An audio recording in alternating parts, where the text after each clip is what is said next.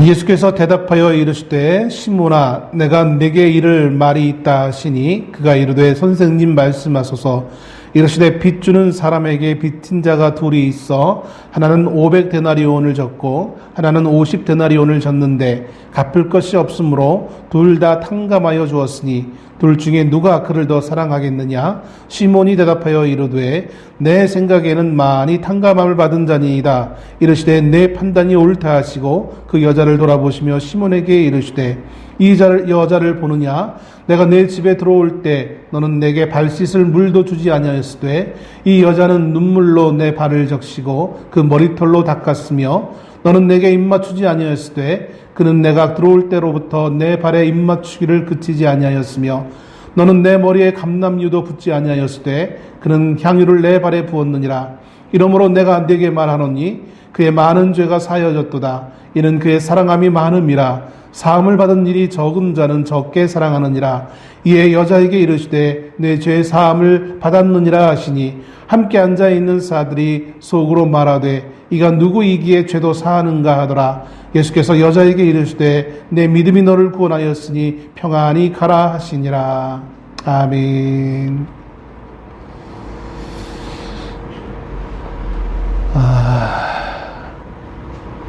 어느덧 두 번째 새해가 시작된 이제 두 번째 주가 되어졌습니다.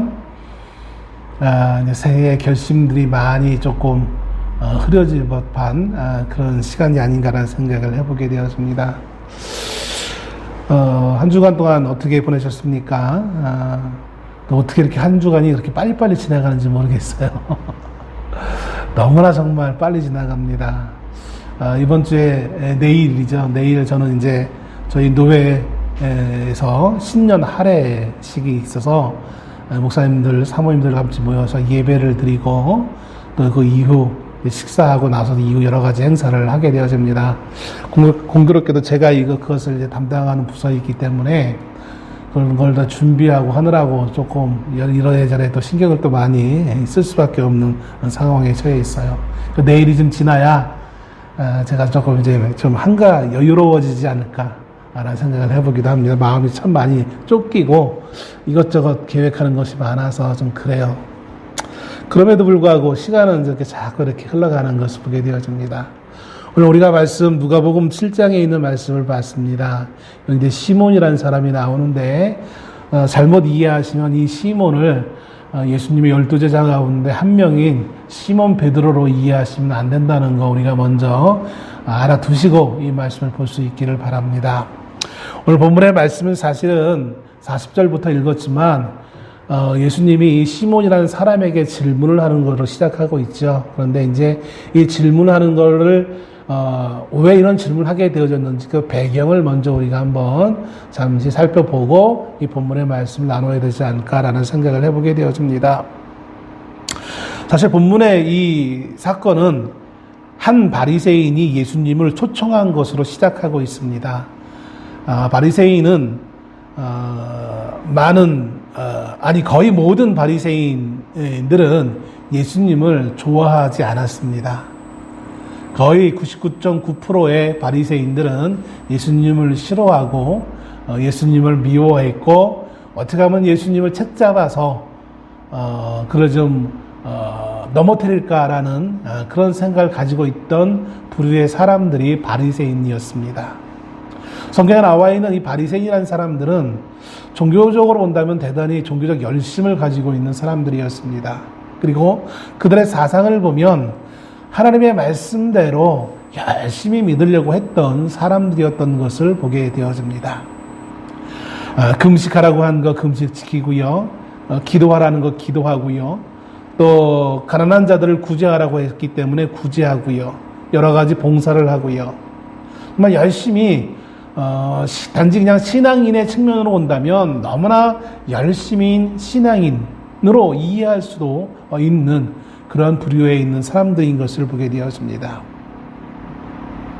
그런데 문제는 그들의 그 열심이 매우 편협한 열심으로 나타나게 되어진다는 것입니다. 그들의 이해를 중심으로 열심을 다하고 있고 사실 그들이 마음의 중심에서 자원하기보다는 어떻게 보면 강요에 의해서 강요된 열심을 가지고 있었던 사람들인 것을 보게 되어집니다. 그런 바리새인들 무리에 있던 어느 한 사람이 오늘 예수님을 초청합니다. 대부분의 바리새인들이 방금 말씀드린 것처럼 예수님께 대해서 호의적이지 않기 때문에 굳이 바리새인을 향해서 여기 오늘 본문의 말씀 이제 앞에 쭉 보게 되어지면 한 바리새인이라는 말씀으로 36절에 시작되어지고 있어요. 한 바리새인이 예수님과 함께 식사할 것을 결정하고 예수님을 자기 집에 초청을 합니다. 그리고 예수님이 그 바리새인 집에 도착하여서 마침내 이제 자리를 잡고 앉아 있을 때 그 동네에 살고 있는 한 죄를 가지고 있는 죄를 지은 여자 한 사람이 예수님께 다가와서 그분의 뒤에 이렇게 와가지고 그분을 보면서 울며 눈물로 발을 적시고 자신의 머리카락으로 예수님의 발을 닦고 입을 맞추고 향유를 붓습니다. 이 여인이 어떻게 들어올 수 있었느냐라고 질문하는 간혹가다 그런 분들이 있어요. 남의 집에 초청받지도 않는데 어떻게 이 여인이 들어올 수 있었지라고 질문하는 사람들이 간혹가다 있는 것을 보게 되어져요. 중요한 것은 아니지만 이걸 왜 가능했냐면 이때 당시 유대인들은 문을 이제 잠가놓지 않았어요. 특별히 이런 어떤 큰 누구를 초청해서 식사를 잔치를 한다든지 식사를 할 때에는 마을에 어려운 사람들, 가난한 사람들, 거지들이 마음껏 와서 상에서 떨어지는 음식들을 먹을 수 있도록 하도록 하기 위해서 의도적으로 이렇게 개방해 놓는 그런 풍습이 있었어요. 좀 전에 아침에도 앞에서 말씀드렸듯이 이 바리새인들은 구제에 대해서 열심히 했던 사람들이에요. 왜냐하면 하나님의 말씀에 그렇게 하라고 했으니까. 그러니까 그것이 옳은 것이었기 때문에 하는 것이 아니라 그렇게 기록되어져 있으니까 하는 거예요.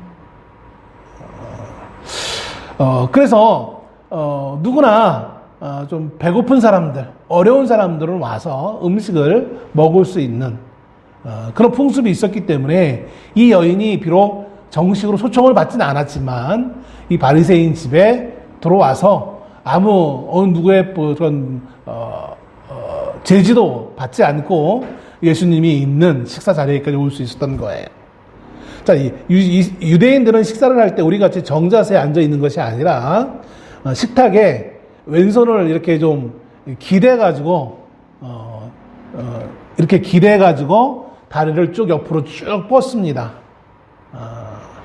그러다 보니까 우리 이제 유교 문화에서 본다면 상당히 좀 버릇없는 어떤 자세일지 모르겠지만 그들은 그런 자세 식사를 아주 오랜 시간 먹는 게 그들의 관습이에요.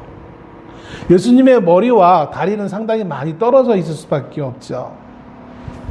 바로 그 틈을 늘어서 이 여인이 예수님에게 와서 이제 예수님 그 발 앞에서 눈물을 흘리며 자신의 머리로 그 발을 닦고 그리고 가지고 온 향유, 옥합의 향유를 담아갖고 와서 그 옥합을 모서리를 깨트려 가지고 그 향유를 흐르게 해서 예수님의 발에 흘리는 그런 일을 하는 것을 보게 되어집니다. 이 사건은 바리새인에게 상당히 매우 불쾌한 그런 사건이었어요. 불쾌함을 가져다 주는 것이었어요. 왜냐하면 바리새인이 보기에 이 여인은 죄인이었기 때문인 것이죠. 아마 같은 마을에 살고 있었기 때문에 이 여인이 어떤 죄를 지었는지는 알 수는 없었지만 이 여인이 죄인이라는 사실은 이 바리새인이 너무나 잘 알고 있었던 것이죠. 그런데 이 죄인인 여자가 예수님에게 와서 이런 행동을 할 때에 예수님은 그거를 그 어떠한 제재도 하지 않는다는 거예요. 즉 처음엔 몰랐기 때문에 그럴 수 있지만 이미 그 여인이 이제 묶었던 머리를 풀어서 예수님의 그 발을 닦아주고 그 다음에 향유를 붓는 그 과정 정도 이르렀다면 이제 예수님이 눈치를 챘으니까 이 여인이 하는 행동을 제재를 해야 되는데 예수님이 하지 않는다는 거예요. 그래서 이 바리새인이 생각하기에는 유대 율법에 의하면 부정한 자가 누군가를 만지면 그 사람도 부정해진다라고 그렇게 여겨지던 그런 때였습니다. 부정한 사람이 앉아있던 자리에 정결한 사람이 앉으면 그 정결한 사람도 부정하다라고 그렇게 율법에 기록되어 있는 그런 시대였어요. 부정한 여인이 오며 가며 잠깐 스친 것도 아니고 예수님을 향하여서 이렇게 터치를 하고 있는데 소위 선지자라고 생각되어지는 이 예수님이 그냥 가만히 있단 말이야? 이건 말도 안 돼. 라고 이 바리새인은 생각할 수밖에 없는 상황이었던 것이죠. 그래서 오늘 39절 말씀에 이렇게 기록합니다. 예수를 청한 바리새인이 그것을 보고 마음에 이르되, 마음에 혼자 생각한 거예요. 이 사람이 만일 선지자라면 자기를 만지는 이 여자가 누구며 어떠한 자 곧 죄인인 줄을 알았으리라 하거늘. 사람들이 예수님을 선지자라고 이렇게 생각하고 있는 그런 사실을 이 바리새인은 잘 알고 있어요. 바리새인이 예수님을 선지자로 믿었다라는 건 아닙니다. 사람들이 그렇게 여긴다는 거예요. 오늘 바리새인이 예수님을 초청한 이유도 예수님을 존경한다든지, 예수님과 내가 한번 교제를 나누고 싶다든지, 예수님에게 내가 뭔가를 배우고 싶다든지 그런 의미에서 예수님을 초청한 것은 아니에요. 그냥 일종의 호기심이었어요.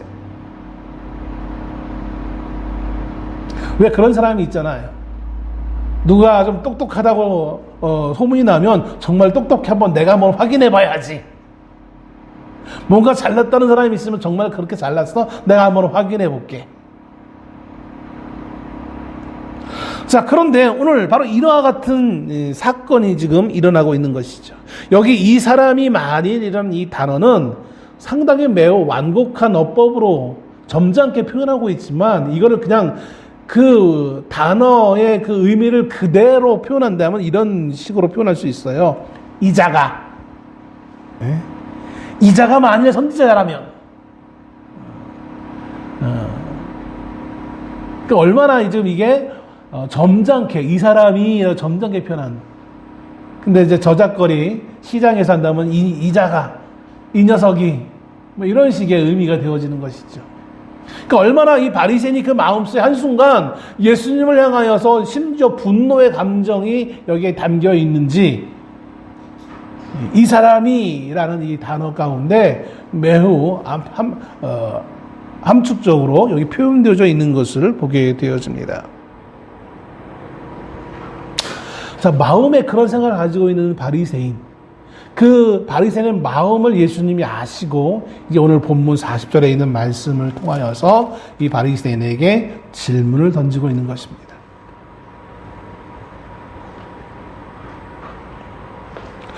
이 질문은 흔히들 이런 제목이 있죠. 빚을 탕감받은 사람의 비유, 예화라는 그런 제목이 붙어있는 질문을 하고 있는 것을 보게 되어집니다.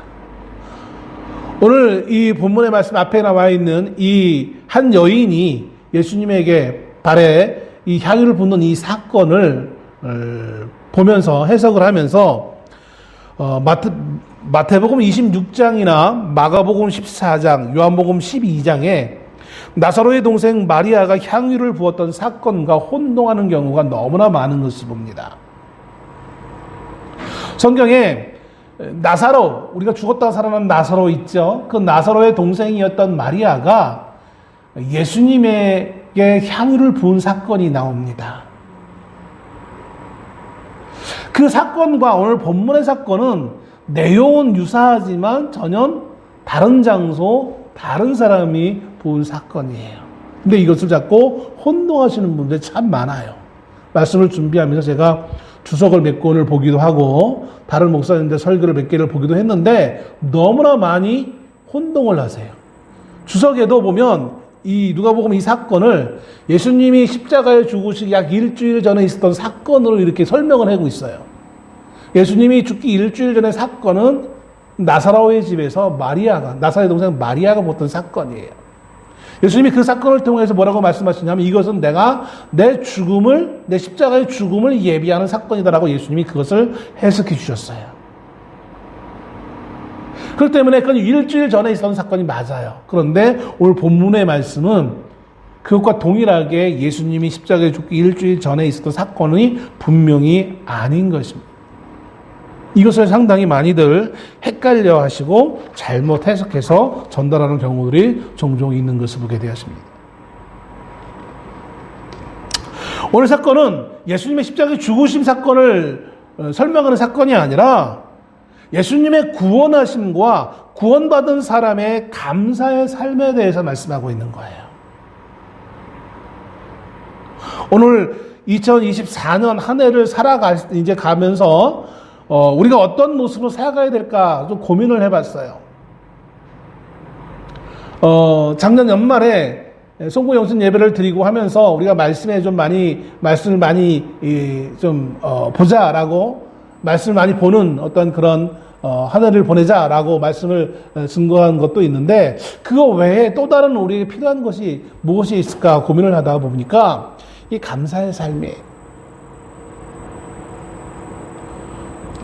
나 개인과 또 가정과 교회와 우리 대한민국에 처한 이 현실을 보면 너무나 분열되어지고 다툼과 싸움이 너무나 많은 것을 보게 되어져요. 지금 지구상에 여러 군데 전쟁이 일어나고 있는 어떤 그런 현상 가운데에서 우리 대한민국 안에서도 심지어 야당의 대권 후보였던 한 사람이 살인 미수에 목숨을 자칫하면 잃을 법한 어떤 그런 상황까지 처했던 그 상황이 있는데 그거에 대해서 너무나 심각하게 여기지 않는다는 거예요.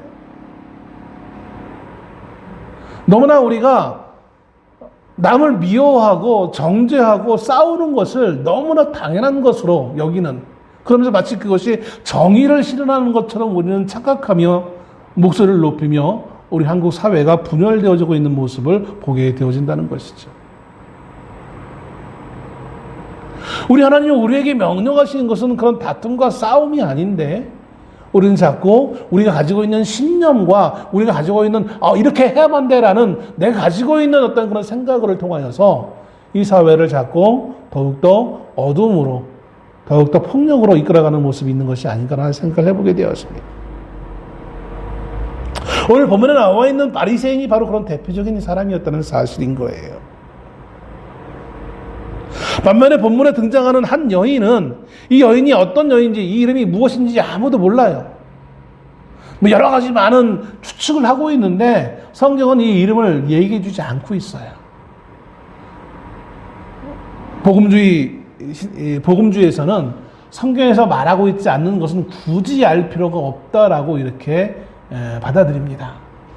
인간의 호기심 때문에 성경이 우리에게 필요한 것이라면 말씀해 주셨을 텐데 가르쳐 주지 않은 것은 굳이 우리의 믿음의 상황 가운데 필요하지 않기 때문에 가르쳐 주지 않은 것이기 때문에 그것을 괜한 호기심을 가지고 연구하지 않을 것을 권면합니다. 이 이름이 뭔지 무엇인지 뭐가 중요하겠습니까? 중요한 것은 내용이겠죠. 이 여인은 예수님께 정성을 다합니다.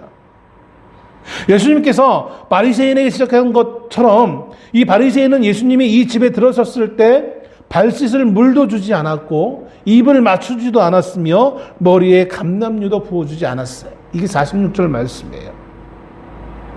유대인들은 샌들을 신고 다니죠. 그리고 모래 위를 걷습니다. 그래서 손님이 오면 그 손님이 씻을 물을 늘 집 입구에 마련해 놓는 것이 그렇게 그들의 풍습이에요. 손님을 초청해 놓고 씻을 물을 대접하지 않았다는 것은 그것은 손님을 제대로 맞이하는 것이 아닌 것이죠. 어떻게 보면 일종의 모욕을 주는 거예요. 그런데 오늘 바리새인이 예수님을 식사 자리에 초청해 놓고도 예수님의 말씀을 통해 보면 씻을 물을 주지 않았다라는 거예요. 얼마나 이 바리새인이 예수님을 초청한 것이 형식적이었던 것이었는지, 전혀 존중함이 없는 그런 모습이었는지를 우리는 유추해 볼 수 있는 거예요. 발 씻을 물도 안 줬으니 당연히 입을 맞춰주지 않는 것이죠. 이거는 일종의 허그라고 할 수 있는 것이죠. 인사하는. 네? 또 머리에 감람유, 여인이 부은 이 향유에 비해서 감람유는 아주 싼 그 향유예요. 이건 이제 여인이 부은 그거에 비해서 얼마나 정말 최소한의 것도 하지 않은 것에 대한 상징적으로 예수님이 말씀하시는 거예요.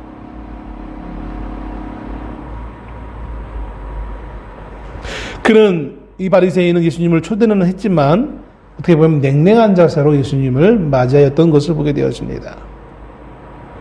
아마 이런 모습을 보면 이 바리새인의 이름이 이제 비로소 뒤에서 이 바리새인 이름이 뭔지 등장하는데 공교롭게도 예수님의 제자였던 시몬 베드로와 동일한 이름이에요. 시몬.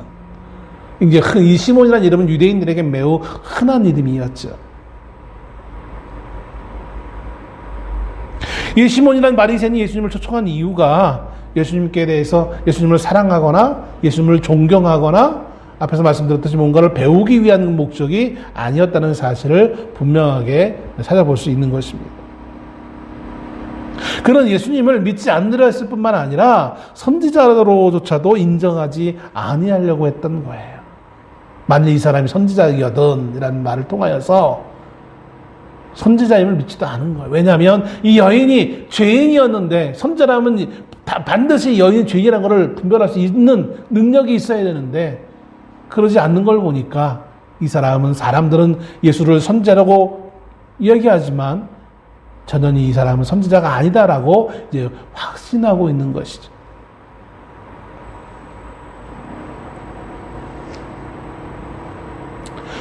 정작 주인은 하지 않았던 이 행동을 이 여인은 예수님을 향하여서 최선을 다하는 모습을 봅니다. 여인은 눈물을 흘립니다. 왜 이 여인은 예수님을 보고 눈물을 흘릴까요? 그 눈물로 예수님의 발을 적시기까지 합니다. 눈을 찔끔 한 방울 딱 흘리고 끝나는 게 아니라 그 눈물이 정말 흘러가지고 예수님의 발을 적시기까지 눈물이 흘러내리고 있는 것을 보게 되었습니다. 여러분은 어느 때 눈물을 흘리십니까? 슬픈 드라마를 보면서 여러분 눈물을 흘리시죠? 이 여인은 왜, 무엇 때문에 예수님을 보고 이렇게 눈물을 흘리고 있는 것일까요? 또 자기 머리털로 그 예수님의 발을 닦습니다. 보편적으로 유대 여인들은 머리를 묶고 다니는데 예수님의 이 발을 닦기 위해서 여인은 머리를 풀어야만 했어요. 유대 여인들이 머리를 푼다는 것은 매우 수치스러운 그런 상황인 것입니다. 그 수치스러운 상황을 감내하고도 이 여인은 예수님을 위해서 자신의 머리를 풀어서 예수님의 그 발을 닦는 행위를 하게 되어집니다. 그리고 그 발에 입을 맞추고요. 그 다음에 향유를 붓습니다. 예수님은 이 여인을 향하여 말하기를 그의 많은 죄가 사여졌도다라고 47절에서 말씀합니다. 또 48절에서 내 죄사함을 받았느니라 라고 말씀합니다. 본문의 내용만 놓고 본다면 오해하기 쉬운 것이 있어요. 캐톨릭에서는 이 본문의 내용을 대표적으로 이 본문의 내용을 가지고 구원의 공덕서를 얘기합니다. 이렇게 희생해서 이렇게 열심히 드렸기 때문에 구원받는 거야. 다른 말로 표현하면 이렇게 좋은 행위를 통하여서 구원받는 거에 대표적인 예로 이 본문을 활용하고 있는 것을 보게 되었습니다. 그런데 그렇지 않아요. 50절 말씀에 뭐라고 말씀하고 있습니까? 예수께서 들으시고 이르시되 두려워하지 말고 믿기만 하라. 그래야면 이거 아니군요. 이건 맞나요? 믿음으로 구원받음에 대해서 분명히 말씀해 주고 있는 것을 보게 되어집니다. 한 장 먼저 넘어갔어. 예수께서 여자에게 이르시되 내 믿음이 너를 구원하였으니 평안히 가라 하시니라. 50절에 예수님은 분명히 이 여자를 통하여서 내 믿음이 너를 구원하였다라고 말씀하고 있어요.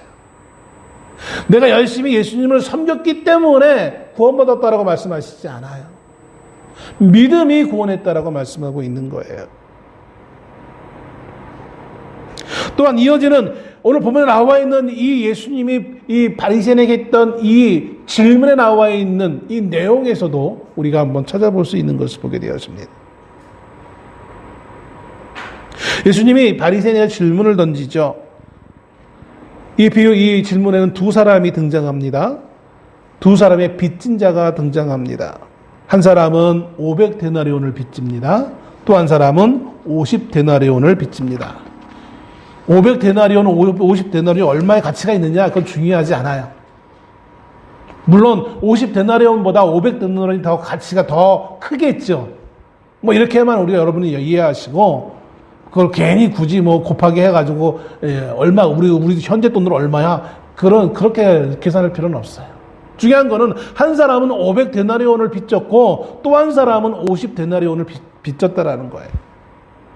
근데 문제는 이 두 사람이 다 이 빚을 갚을 수 없는 상황이라는 거예요. 아무런 능력이 없는 거예요. 어떻게 해도 이 사람은 500데나리온을 갚을 수 없고 또 한 사람은 50데나리온을 갚을 수 없는 거예요. 그런데 이 두 사람의 빚을 꾸어준 사람이 다 탕감하여 주었습니다. 빚을 준 사람은 이들에게서 그 어떤 아무런 조건도 제시하지 않고 보지 않고 그냥 탕감해 주었습니다.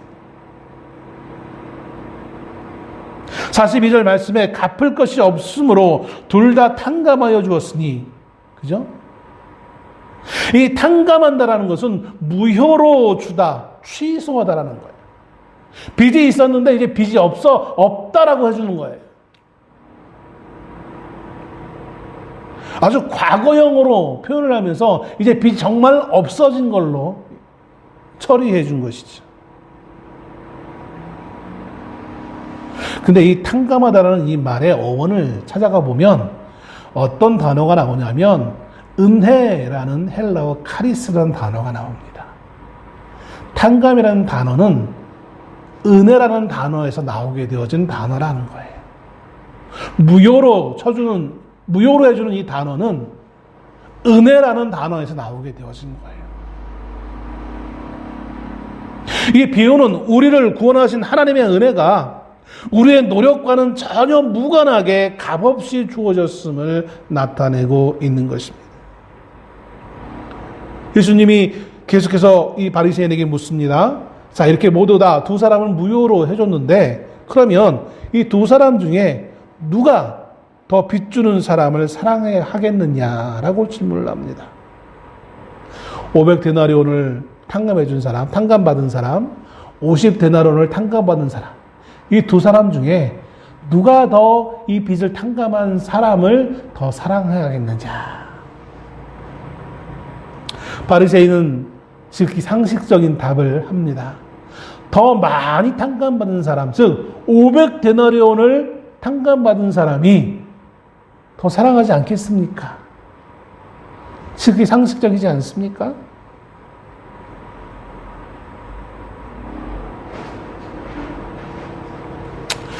(43절) 말씀에 예수님이 그렇게 했죠. 네 판단이 옳도다. 그 판단이 맞아요. 더 많이 탕감을 받았으니까, 더 많이 무효화 되셨으니까 더 많이 사랑하는 것이 지극히 당연한 것이 아니겠는가. 오늘 본문에 나와 있는 이 빚을 탕감받은 500데나리온, 50데나리온의 빚을 졌던 이 사람들은 이 땅에 살아가고 있는 죄된 인생을 상징하고 있습니다. 즉 바로 저와 여러분 같은 인생들을 상징하고 있는 거예요. 나는 빚진 적이 없는데요. 나는 금전적으로 깨끗해요. 여러분 생각하지 마세요. 우리 인생은 누구나 태어나면서부터 다 죄인으로 태어난다라고 성경은 말해주고 있습니다. 그 죄인으로 태어난 인생들을, 죄인으로 살고 있는 우리 인생들을 하나님은 그 어떤 조건도 보지 아니하시고 우리를 구원하셨다는 사실인 것입니다. 세상은 빚을 탕감할 때에 아무런 조건을 보지 않고 빚을 탕감해 주지 않아요. 조건을 보죠. 그죠? 이 사람이 빚을 좀 깎아주면 갚을 수 있는 여력이 있을까? 예? 신용을 회복할 수 있는 어떤 개연성이 있을까? 저희 지난주인가요? 저희 노회 목사님이 저한테 전화를 하셨어요. 예전에 무슨 일이 있어서 제가 한번 뭔가를 챙겨드린 일이 있어서 그분이 그게 참 고마웠나 봐요. 저보다 연배가 좀 많이 있으신 분이신데 목회를 참 열심히 잘 하셨다가 그만 동네가 재개발되어지면서 교인이 완전히 흩어진 거예요. 그리고 또 여러 가지 또 사건과 사고에 연루되어져 가지고 교회 여러 가지 문제가 있어서 이제 채무가 잡혔던 분이었어요. 그러니까는 아무것도 못 하시는 거예요. 본인은 열심히 목회를 하셨는데 나름 교회도 성장하고 있었는데 재개발 때문에 다 흩어져다 보니까 또 신용 불량이 되어지고 고민을 하시다가 이제 결국은 이제 두 가지 일을 다 할 수밖에 없는, 그래서 이제 개인 이제 돈을 버시는 일을 하시면서 신용 회복을 하셔야 되니까 그러면서 이제 너무 지금은 기쁘고 행복하고 어느 정도 빚을 다 갚고 있다 보니까 그런 어떤 말씀을 쭉 하시는 거예요. 노회에서도 여러 가지 이제 도와주는 것이 있어서 노회 돈을 또 이렇게 빌려 쓰신 거인데 그것도 갚아야 되니까 노회도 이제 법정 어떤 재판을 통하여서 얼마씩 이렇게 갚는 걸로 해가지고 그런 것들이 이제 해결되어지니까 너무 기뻐하시는 거예요. 그 모든 것들이 이 사람이 해결할 능력이 있는지를 먼저 판결해 보고 나서 이 사람을 구제해 주는 거예요. 이게 세상 방식이에요. 아무나 무조건 이 사람 불쌍하니까 도와줘야지 그러지 않는다는 거예요. 그런데 우리 하나님께서는 세상에 바라보고 있는 어떤 조건이나 어떤 과정들을 염두에 두시고 우리를 구원하신 것이 아니라는 거예요. 얘를 구원해 놓으면 내 말을 똘똘하게 잘 듣겠다라고 해서 우리를 구원하신 게 아니에요. 얘를 좀 건져내 주면 나를 위해서 열심히 하겠다, 나를 위해서 울어주겠다, 그렇기 때문에 가능성 때문에 나에게 충성하겠다라는 어떤 그런 가능성 때문에 주님이 우리를 구원하신 것이 아니라는 거예요. 두 빚진 자를 그냥 탕감한 것처럼, 은혜로 탕감한 것처럼 하나님 우리를 은혜로 우리를 구원하셨다는 사실을 말해주고 있는 거예요.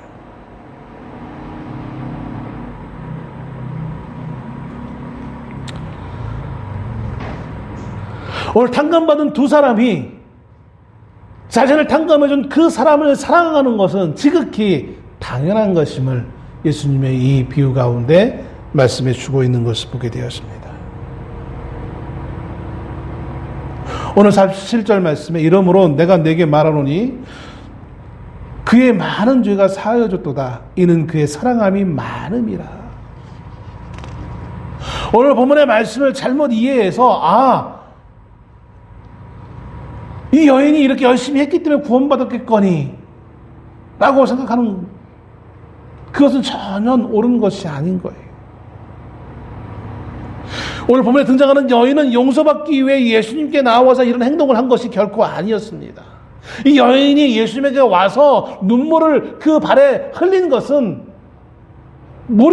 잘 모르겠지만 구체적인 내용은 모르겠지만 이 여인이 이미 예수님의 은혜를 알고 있던 여인이었기 때문에 가능한 것이라 추측되어집니다.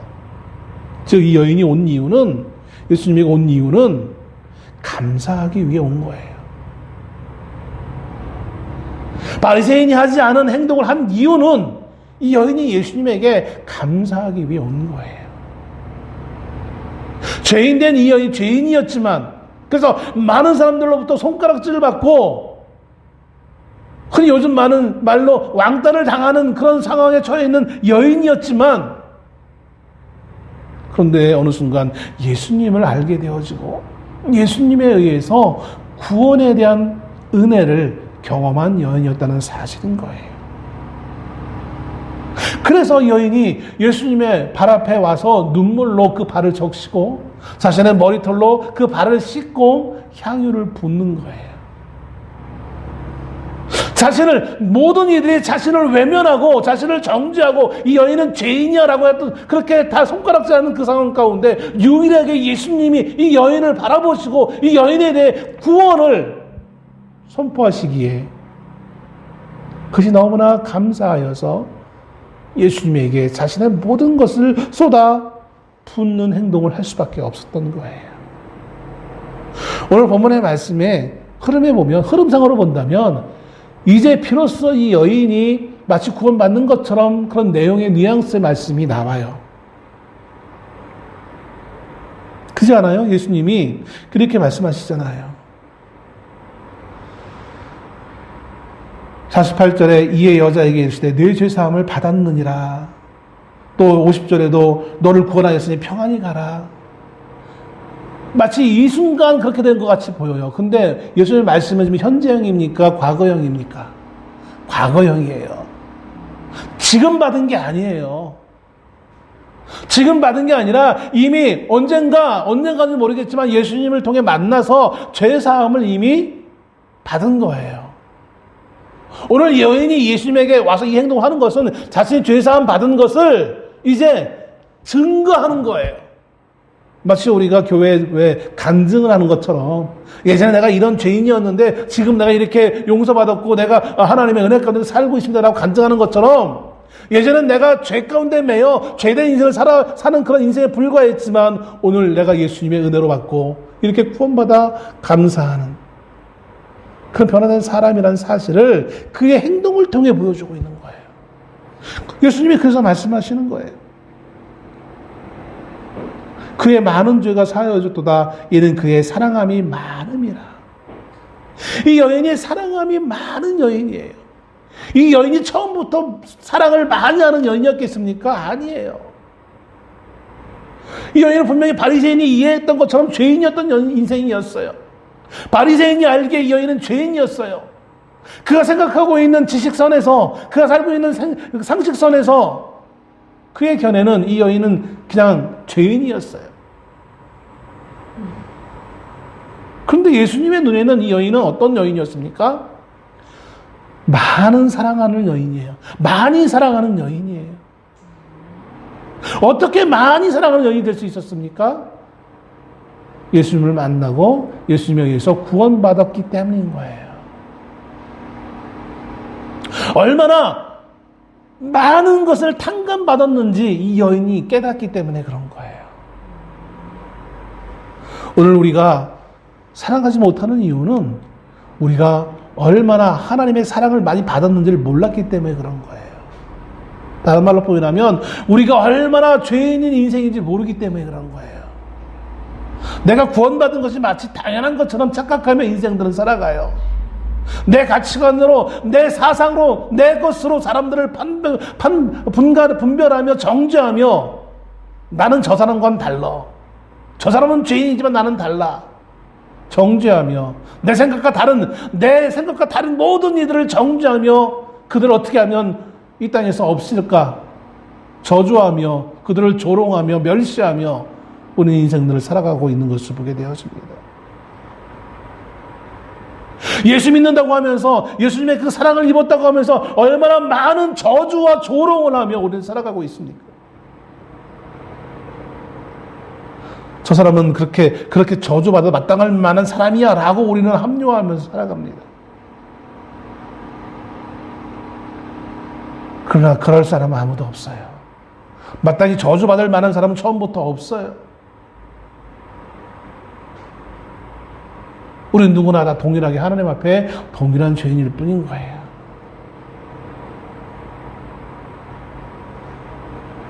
모든 것을 아시는 예수님은 여인의 죄를 바라봤습니다. 그리고 바리새인의 잘못된 생각을 보게 되었습니다. 예수님에 대한 잘못된 이해로 바리새인은 예수님을 정죄하며 이 여인을 정죄하며 자신의 신념대로 살아갑니다. 우리는 신념이 중요하다고 하죠. 이념이 중요하다고 해요. 이념이 중요한 게 아니에요. 주님의 마음이 중요한 것이고 주님의 사랑이 중요한 거예요. 주님의 뜻이 중요한 거예요. 너희가 서로 사랑하면, 예수님이 말씀하신 거예요. 너희가 서로 사랑하면 비로소 사람들이 너희가 내 제자인 줄 알리라라고 말씀하셨어요.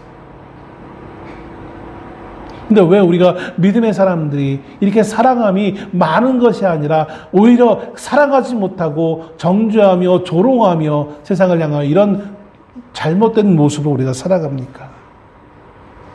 그것은 우리가 얼마나 하나님의 사랑을 입었는지 온전히 이해하지 못했기 때문에 그런 거예요.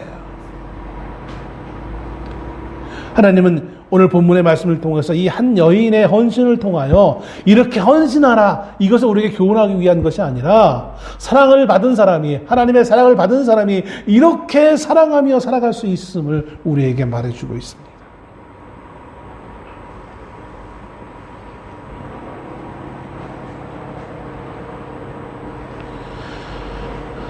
사랑하는 주의 성도 여러분, 우리가 사랑하며 살기에도 참 부족한 그러한 세상입니다. 우리의 신념과 가치와 이념, 또 우리의 욕망, 우리의 욕심들로 인하여서 자꾸 조롱하며 정죄하며 싸우는 삶, 인생의 삶이 아니라 우리가 얼마나 큰 은혜와 사랑을 입었는지 우리가 한번 묵상할 수 있는 우리가 될 수 있기를 소원합니다. 우리가 하나님을 빚진 빚이 얼마나 큰지 우리가 먼저 이해할 수 있는 우리가 될 수 있기를 소원합니다. 그리고 그 빚을 주님은 아무런 대가 없이 자신의 생명을 통하여서 다 갚아주셨습니다. 그 큰 사랑을 입은 우리가 어떻게 사랑하지 않으며 살아갈 수 있습니까? 어떻게 다른 이들을 조롱하며 멸시하며 그들의 생명을 해하며 우리가 인생을 살아갈 수 있습니까? 우리의 삶이 사랑함이 많은 사람의 삶의 모습으로 살아갈 수 있는 그냥 주의 성도의 모습 될 수 있기를 주의 이름으로 축원합니다. 기도하겠습니다.